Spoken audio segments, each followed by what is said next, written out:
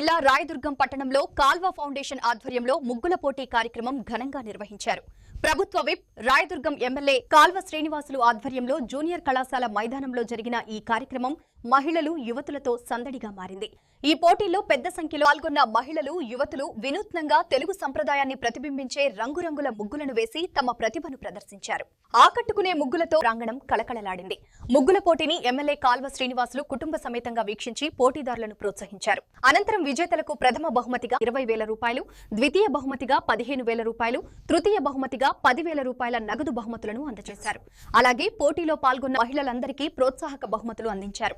ఈ సందర్భంగా ఎమ్మెల్యే కాల్వ శ్రీనివాసులు మాట్లాడుతూ ప్రతి సంవత్సరం సంక్రాంతి పండుగ సందర్భంగా ఇలాంటి క్రీడా సాంస్కృతిక కార్యక్రమాలు నిర్వహిస్తూ తెలుగు సంప్రదాయాలను కాపాడుతామని తెలిపారు.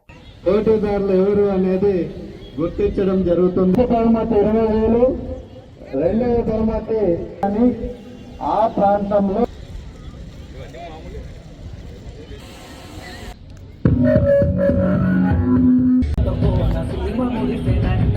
పెద్ద సంఖ్యలో దాదాపు 140 మందికి పైగా పాల్గొనే అవకాశం కలిగింది. అట్లాగే మహిళలు అక్కా చెల్లెళ్ళందరూ ఉత్సాహంగా ఉదయాన్నే వచ్చి ఈ ముగ్గుల పోటీల్లో పాలు పంచుకున్నారు. వాళ్ళందరికీ పేరు పేరున ప్రత్యేకంగా అభినందనలు తెలియజేస్తా ఉన్నారు. అక్కా చెల్లెళ్ళందరికీ ముగ్గుల పోటీలు ఏర్పాటు చేశాం కాలువ ఫౌండేషన్ తరఫున. దాదాపు 140 మందికి పైగా ఈ పోటీల్లో పాలు పంచుకున్నారు.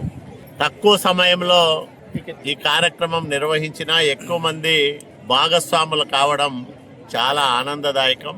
ఐసిడిఎస్, మెప్మా వీళ్ళందరి సహకారంతో ఈ కార్యక్రమం నిర్వహించాం. వచ్చే సంవత్సరాల్లో మరింత విస్తృతంగా వీటిని నిర్వహిస్తాం.